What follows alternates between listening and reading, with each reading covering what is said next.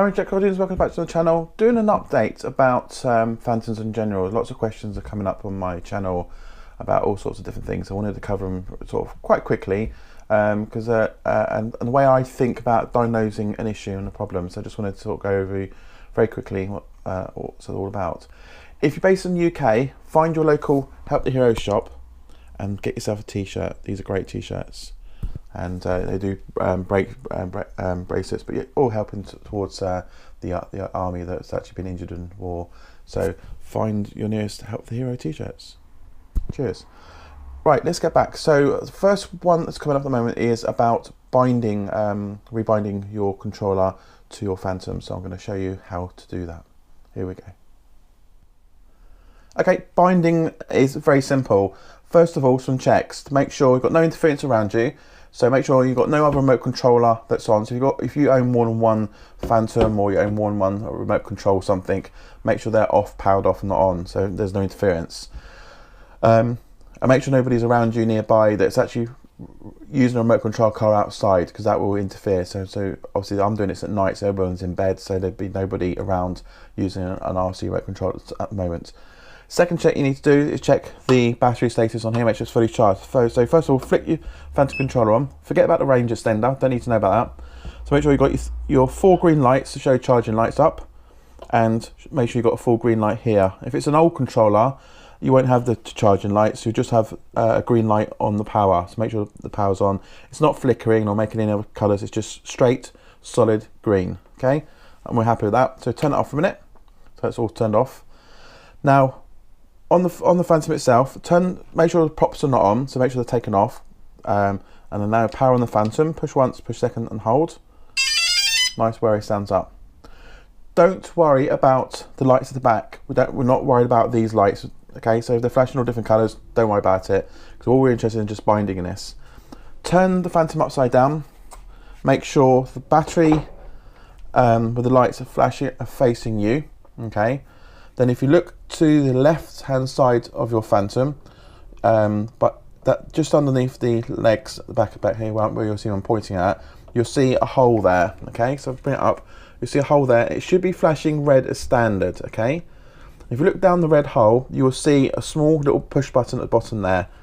Press and hold it until the red light flashes a different colour. So I'm going to push mine, hold it for a few seconds, and it will change and flash sort of an orangey colour. So now it's flashing an orangey colour, and as you can see from there, it's now flashing an orangey colour. That's waiting for the remote controller to bind, okay? So all you need to do now is just flick this on, the remote controller. So all you need to do is turn it on, wait a few seconds. Now it shows you the remote controller is now bind. The light's gone off here, and the colour lights here are changed, okay? On the back here, they've actually changed, okay? So if we do that again, so I turn off the remote controller off, turn the Phantom off for a second, and we'll just do it one more time. Push and hold the Phantom back on.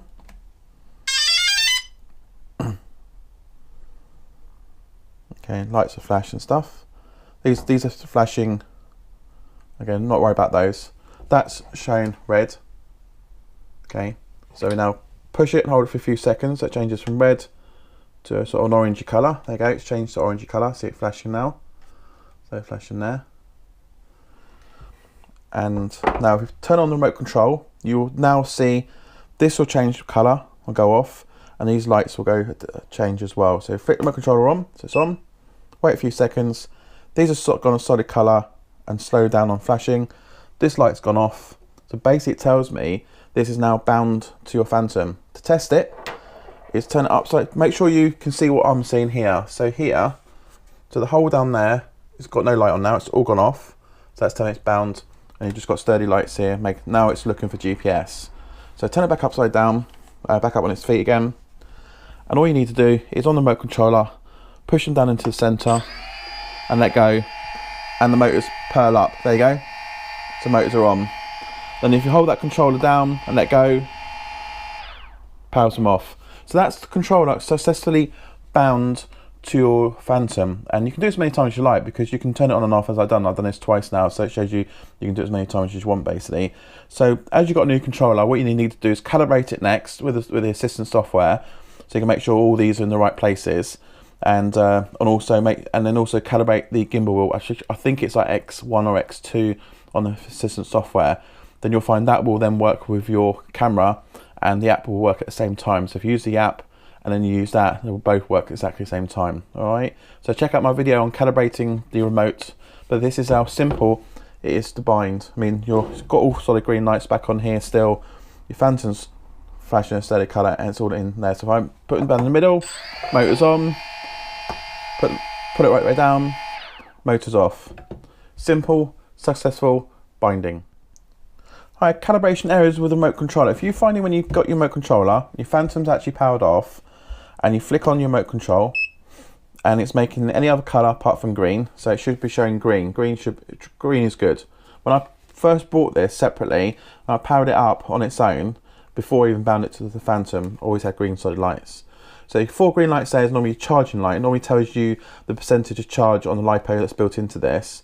But your power light green is always green, good for go. Okay, so you've got any other colour from that, like an orangey sort of colour basically, it roughly means calibrating the sticks. That's all it is. Never had any problems with this before, but it's something's come up recently that's made me sort of more attention on it. So the way you do it is you download the RC remote controller software, because on the DJI's website there's assistant software, which is PT2, and you've got the RC software, which is for the remote controller. So what you do is you plug your USB cable into the back of your remote controller, plug the other one into your PC or your Mac basically, and you fire up the assistant software, switch on your remote controller, and it's simple as on the bottom of the window, okay, you got little flashing lights. They'll flash constantly. It shows this remote controller is communicating with the software. If it's not, then obviously there's a problem with the USB cable, or the drive's not loaded, so check that again. But if you've got that little blue and red light flashing at the bottom of the basic window, then you know it's actually communicating with the software. So you can do a calibration test on there, which gets you to move the sticks in a circular motion all the way around. Okay, so you do it all the way around, okay, and then put it into the middle. Then it should then show it's successful basically, and you click next and OK. And then that should then, hopefully, when you power off and then power back on again, this should then change to green. If, for instance, it doesn't change to green, you can actually, if it is bound to your Phantom and it does power your Phantom up the sticks downwards and it powers it up fine, then you can go into the assistant software, which is the PT2 icon for the Mac. Again, switch on your Phantom, plug the USB cable into the Phantom, which is in the front of the Phantom itself, not the gimbal, but the Phantom itself. Load up PT2, and then you can go into the calibration for the remote controller, and it's a different way of doing it. When you click on calibrate, then you'll move the sticks up and right way down, and back to the middle, left to right, back in the middle, the same the other side, up and down, back to the middle, left and right, back to the middle. There's no wrong way of doing this. So you can go right to left if you want to, but as long as you take the stick right over the other side and back again to the full extent it can do. And the same with the gimbal. Well, the gimbal's done separately. So once you've done these sticks, click finish, then go up to the X1 and X2. There's a calibration button. Click on that. Then all you need to do is move that down and all the way up, or you go all the way up, all the way down, and let go. That should then centralize in the middle. So on your screen for the stick calibration, it should be all centered, okay. And then on the gimbal wheel, that should be centered. Then click to finish. Then that's calibrated. If you've still got a funny light on here and bringing the sticks in the middle is not powering your Phantom up, then it could be a problem with your remote control. Okay, so if it's previous worked, or your old controllers worked with your Phantom and find not had any issues, it's only because you've got a new controller and you're binding it to it. It could be the controller that's faulty. So I would try those bits first. Try and recalibrate the remote controller.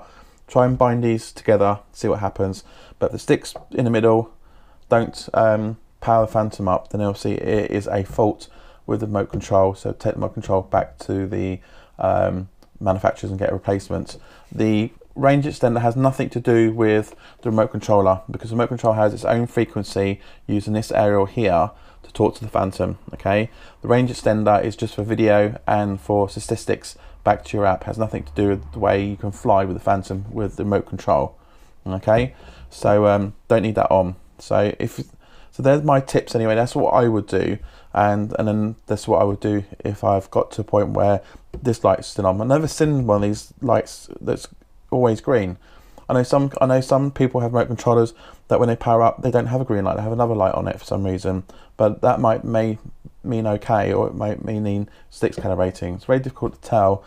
When you hear a lot of rumours, it could be, couldn't be. So I'll try that. So if the sticks go in the middle, don't power up, because in theory when you buy a new remote control it's not bound to anything, and when you do the binding technique on the Phantom, it should then allow you to power it up on there. If the sticks don't power it up, then obviously it means there's a binding issue.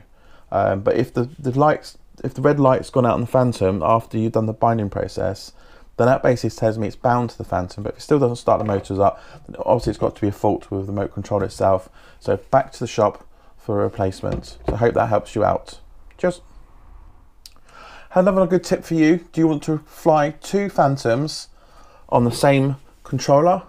Well, you can do it up to quite a few of them, but obviously it's going to be quite hard to fly them. This is how you do it. It's the first time I've done this.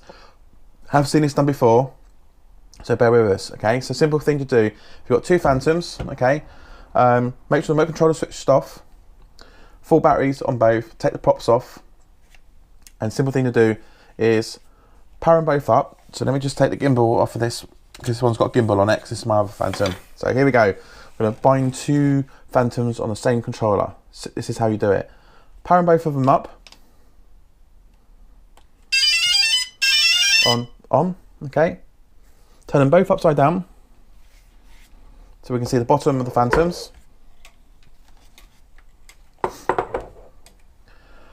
And they've both got flashy lights. So on the red buttons here, where the binding button is, I'm going to push them down. So push on one, hold for a few seconds, changes colour.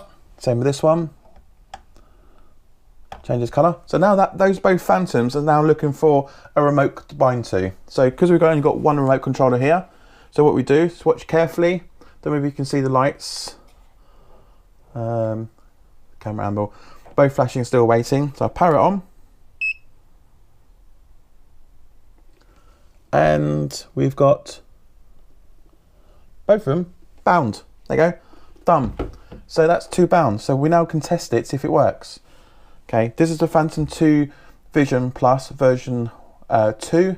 This is the Phantom 2 Vision Plus version 3. So they both behave slightly different on the lights at the bottom there, but in the binding light shows they're both off. So it means successful. So let's see if it works. So turn back upside down, go back on the feet again.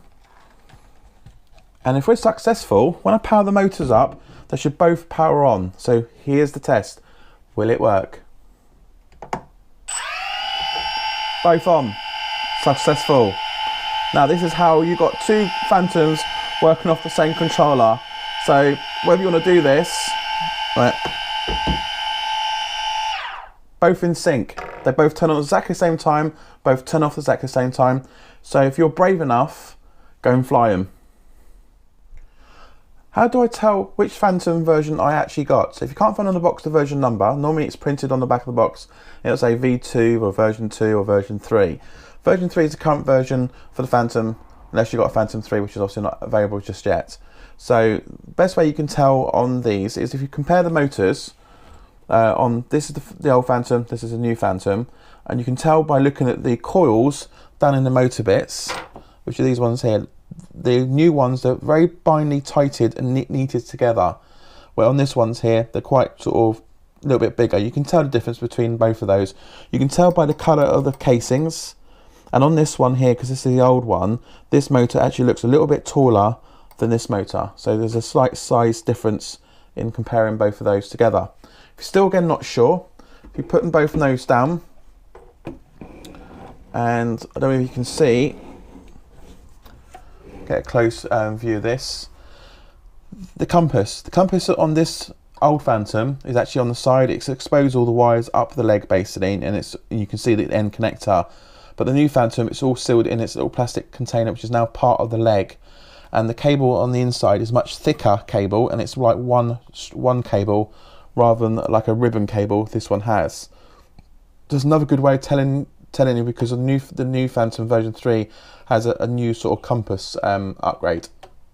There's another way of telling, okay? And excuse me, another way of telling is from the blades. You'll find the Phantom 2 version 2 V2. The blades are very much easy to bend all the way through. If you check them, you can bend them. But on the new Phantom version 3, the blades are much more stiffer all the way along the blades, and you can probably look at them, they're probably slightly different to each other, but they're much stronger blades on a new one. But they're the best way of telling whether you've got a V3 or V2. And I'm not sure if the underneath the model number, where it tells you, yep. So if you also look under, I mean, on my one here, I've had a crash before, and I've taken the shell apart, so I don't have the DJI sticker anymore, because that was on my old chassis that was broken. But if you still got your current DJI sticker, you'll notice down on the barcode, it will tell you it's a V3 or V2.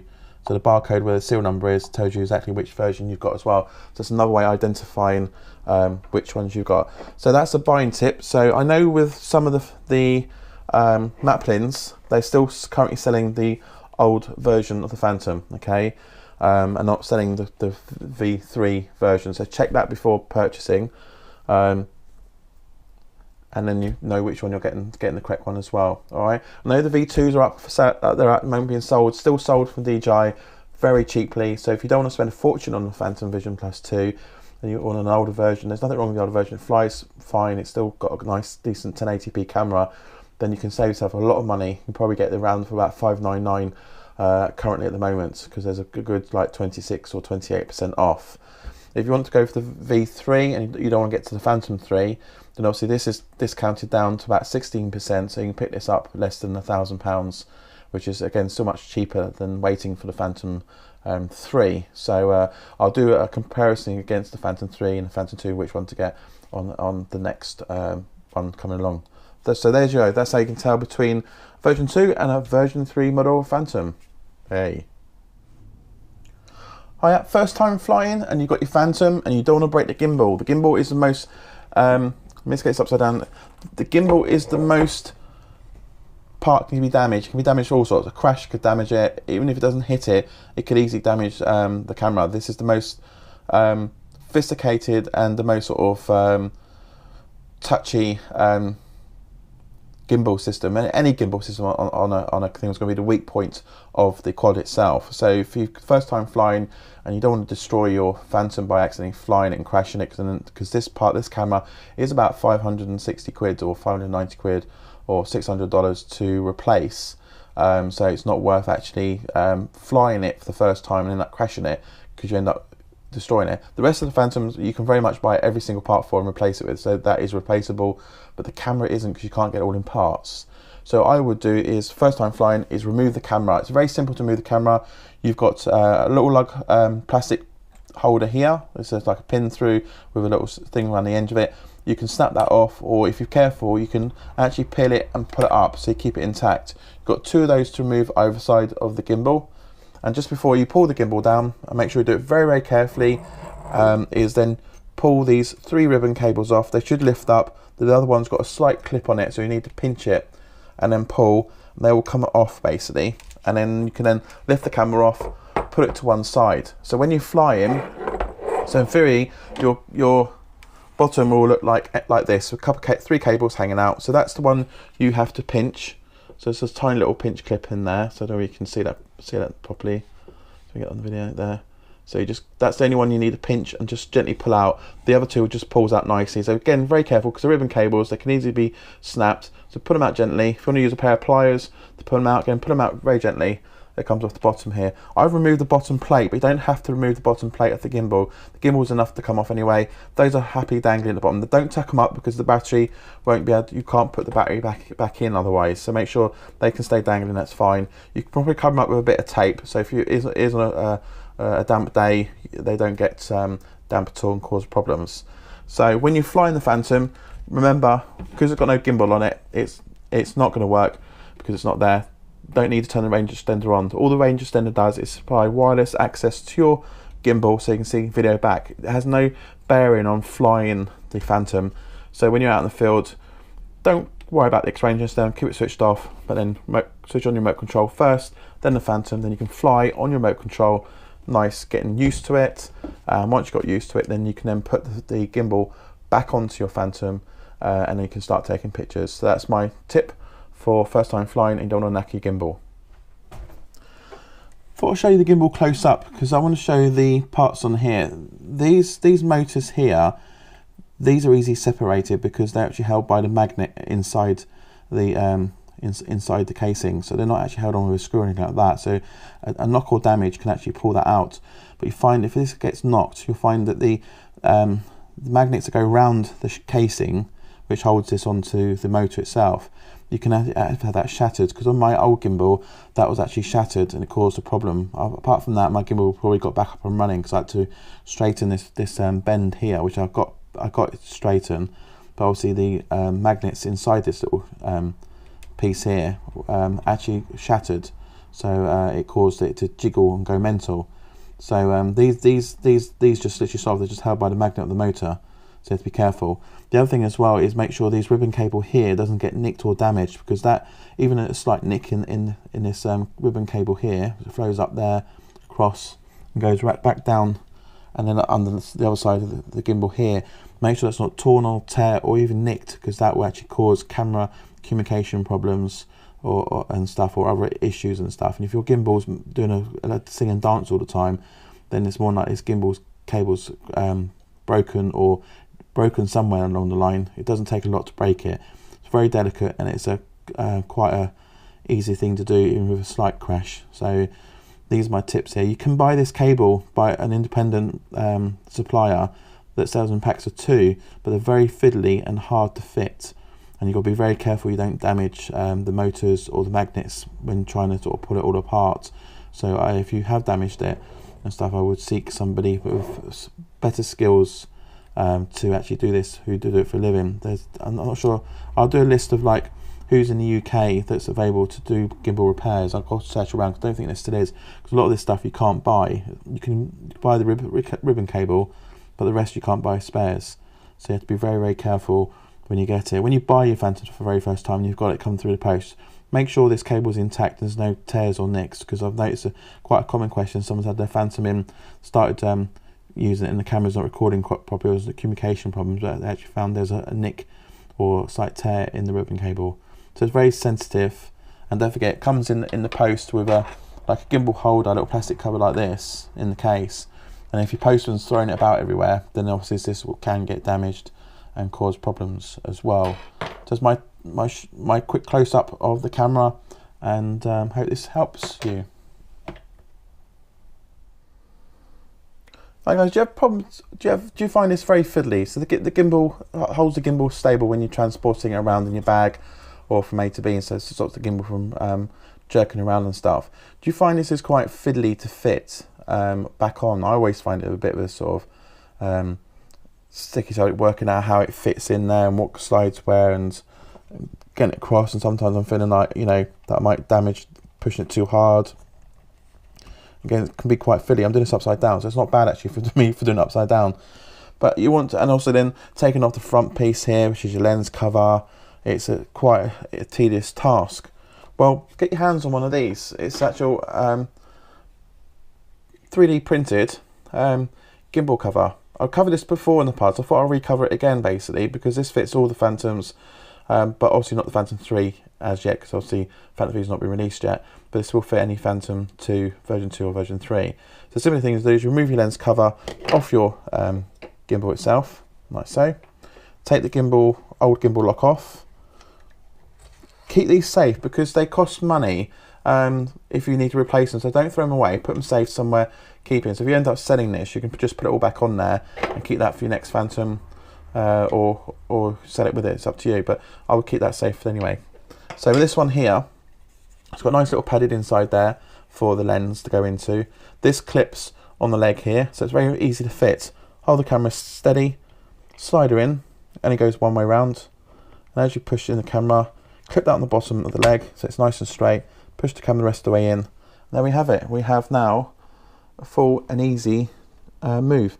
And at the same time, is when you power on your Phantom, whether you're doing diagnostics, upgrading the firmware, you've got to remove the gimbal cover first. And because it's like see-through, I forget sometimes it's actually on there, and it can actually damage the gimbal by powering it on, because the first thing the gimbal wants to do is realign itself, you know, find its bearings and stuff. And if that's stuck in place, you'll get gimbal error. It actually can cause problems with the motors, because the motors are very sensitive on this to keeping that gimbal perfect still shots for you. So I sometimes forget to take that off. So by having a nice red gimbal cover, it's in your face. You're not going to not see it on there, and you can then just remember to take it off. So it's nice. You can get it in different colours. They're on eBay. Check my website out. Go to my website and look at the new section. And under the new section is another heading called Phantom Accessories. And this little puppy here is actually listed there where you can buy it from. So there's my little tip on gimbal locks. Hi, this is a quick tip on the IMU. When you buy your Phantom first time, postmans chuck it about in the post, or the couriers do. They don't care, it's not their parcel package. But this can actually damage the flight controller, not physically damage it, but can put it out of sync. So when you fire up your Phantom the first time, it could go anywhere basically, or fly away, it could crash, because the IMU is all out of whack. And the IMU is all to do about the compass calibration. Basically, it's to tell whether Phantom is in the 3D world, you know, which directions to go in, which directions, the right direction to, you know. So I'm not going to get very technical with it, but that's important to the Phantom. So what I'll do is, first of all, plug this into Phantom Assist software, download that, plug into the Phantom Assist software, and do the IUM calibration, okay? Which, check my video out. I've got a video on my YouTube channel which tells you how to do that. Once that's done, make sure the firmware is installed on it and all up to date, and then you should be good to go and fly. If you crash your Phantom, whether it's a low level crash or a high level crash, check you haven't damaged any of the casing. Make sure none of this crashed, because my first crash I did, which was my own fault, it actually damaged the plastic arm here, which made it slightly up at an angle, so the blades will skim the top of here.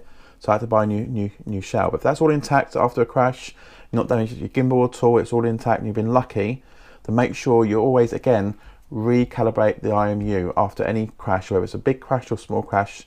It's recommended by DJI saying, please recalibrate the IMU to make sure it's all in sync. When you calibrate the IMU, make sure you don't move it while it's calibrating. Make sure it's on a flat and straight surface, okay? And it's level as well, and leave it be. It can take seconds to do, or it can take up to 10 minutes to complete. Allow it to finish, and then you should be safe to fly. Hope this is helpful. Another question I've come up is about, can I fly further than 400 meters? Remote control returns at home after 400 meters. Yes, you can. There's a quick tip you can do on this one, and I not recommend it because obviously they're set to different countries. But if you're not worried about that, again, I don't condone it, because obviously fly within your rules of the FAA or the CAA. But there's a button at the bottom here. On the old controller, there is. This is the new controller, so it doesn't have the button on the back. But on the old controller, you have a little hole in the bottom there, and it allows you to turn it to ECC to FAA, I think it is, and that basically ups the transmitter to 700 meter range. So, because sometimes I've had a question where somebody said to me, I don't even get more than 500 meters up in the air or away from me, and it's returning home straight away, so it's less than that. I've had that a couple of times where it did that to me. So on my remote control, I actually turned it up on my old one. Because this is the new one, you have to do this under the Phantom Assist software. And there's one. If you look at the remote controller, it has options of I think it's FAA or ECC or something. So UK ships on ECC, so I'll select the other one, and then that'll OK it. Then that'll put the controller into a 700 meter range. Okay, there's other ways of boosting your radio aerial, because if you're going to boost the aerial, you've got to also boost the range extender, because it's pointless. Because if you boost this aerial, yeah, it might fly up to 1 kilometer away, but you ain't going to be able to see where it is because you've got no video feedback. So there's mods you can do on YouTube. I'm not modifying mine at all because I don't see a point, because I don't want to fly beyond the line of sight. I like to see up in the air. It's £1,000 worth of equipment that I'm flying. I don't really want to lose it. So I don't have the money to keep buying them to try out. If I had lots of money coming in, or you guys wanted to donate lots and lots of money, then I'd be happy to destroy one, try all sorts of stuff with it. But obviously they're expensive toys, and you guys don't want to donate money towards me buying one to trash it. So you can buy cloverleaf aerials. There's different conversions on YouTube. It tells you how to take range extender apart, bring the aerial connections out to the back here, which is be on external connections. Then you can put like different type cloverleaf aerials. They're very much line of sight. Some have wide bands, some have small bands, and that'll give you double the length of your frequency. So you can, if it goes up to 700 meters, you can get 1400 meters or even more. Then you can buy boosters, which will then amplify that signal to go further and further and further. It depends how far you really want to go with it. But if you're doing the range extender, also make sure you do the remote controller. There's again YouTube videos on here where you can take controller apart, bring the aerial up to a different type socket, which then you can put like cloverleaf type aerials or big booster aerials. I mean, even just sticking a standard booster aerial on it without any other electronics, it's enough to really double or triple your range. Again, it's line of sight too, because they're very much directional as well. Then if you wanted something a bit more to sort of scatter the air, so you don't know which direction it is, you'd have to be in the line of sight, then you can bring these cables to an external massive amplifier, then go on a great big tripod with really big boosters. And if you want to go further than that, you can actually have these boosters sat on these motorized things, and it has tracking on it, so it tracks the signal of the aircraft. So as it's flying around, it's moving with and keeping the aerials in line of sight with it. It even spins round, so it goes behind you. You can keep the aerial and the frequency directly on the thing, giving you a perfect signal every single time. But that's when you get really extreme. That's when you start spending lots and lots of money on it. But being honest, if you're going to spend tons of money on it, then I think the quickest and easiest solution to do is buy Lightbridge and have that installed into a Phantom, which is £1,000, because you can spend twice or more than that with all this extra equipment. I mean, check on YouTube and search for Phantoms, and you'll see these guys that have really gone to extreme lengths to really boost the signal, and you'll see what lengths they've gone to and how much they spend and the cost of it and so forth. But you'll probably say, well, I don't want to go more than 2 kilometers away. I'll buy Lightbridge. Safer, I get all my telemetry information, speed, altitude. I can see up to 2 miles away. That's happy enough. You can do that. But again, remember, the FAA and CSA rules are you always fly in a line of sight. That's all the tips I've got for you for today anyway. So what we'll do is we'll do some more videos on tips, so as more questions come up and I get some more sort of inspiration to do another video like this with lots of tips, I'll add them in as well. I've got another video coming up very shortly. I'm going to do a bit more about the Phantom 3 that's been released, because obviously there's a lot of questions about, do I get Inspire 1, do I get a Phantom 3? So I'm going to talk a bit more about that. On my website, under my new section, you'll see Phantom 3 versus Inspire 1. That was written by another company, which I thought pretty close to what I was actually going to write anyway. But I'm going to talk a bit more about it, because it's quite a common question you guys are asking. You know, I mean, the Inspire 1's about £2,500. The Phantom 3 looks like it's coming out for about £1,000. And it has everything the Inspire 1 has, but a little bit more basically. But I'll talk about that a bit more, because obviously I'm going to be looking to order one very shortly. I'd like to get my hands on one and really show them. They are quite completely different of use, both of them together basically. So it's not like, do I go for that one, do I have that one? Depends what you're using it for. So I'll go in a bit more detail about that on a new video very shortly anyway. So until then, I hope these tips have been great for you. If they are, please comment below. Remember to subscribe, because I'm going to do some competitions very shortly. So I'm going to start picking some random subscribers. We're going to put your names in the hat. I'm going to pick one out, and you can walk away with something quite nice. I've got a remote control card to give away. I've got props. Got all sorts of stuff that I can give away basically. And there's more videos coming very shortly on the quadcopter and the hexcopter build that I'm doing as well. And I'm going to be using a DJI controller for both of those, and I'm going to show, because there's questions that come up showing how to set those up. So I'm going to do a video on those very shortly for you as well. So there's lots to come up on this channel, so please remember to subscribe, and if you've got support questions, email them to me on my email address here. Okay, and I'll get to you. Don't comment on my Facebook. Comment if you want to comment generally, fantastic. But if you've got a support question, particularly you want to ask a question about, or you've got something you've got a problem to solve, or want me to solve, or you're not quite sure how to do it, or you need to know about like a how-to or something like that, please email me on my email address here, those details. But if you generally comment, want to say hello, great, good work, fantastic on there, then that way I can address those questions, because I'm going to start building up a nice FAQ database of all common questions and resolving them and stuff like that. I've been working with quite a few of you quite recently with issues and stuff, and hopefully I've resolved quite a few of them, and some I have still ongoing anyway, basically. But I will try my best to help you guys out with any issues or problems you have with your Phantom, Inspire, even the Storm Racer, or anything particularly quad base or hexacopter base. If I can help you out, I'm here and I'll do my best. So again, use my email address, send me your questions. Until next time, safe flying, be safe, and obviously new weather coming out, so get out there flying, because I like to see some of your videos, I like to see some of your pictures. Remember guys, there's Pixel for DJI, so join that basically. This is the web address for it. Find my profile, like me, and put all your videos up on there, because I like to look at them, and maybe I can do a competition where you guys link onto me on Sky Pixels, and then I can then look at which I think is the best photograph, and I might then reward a winner on that side as well. So something a bit different to do. So get subscribing on my channel, liking my Facebook, join me on Twitter, and then join me on Sky Pixels, and see you soon. Cheers.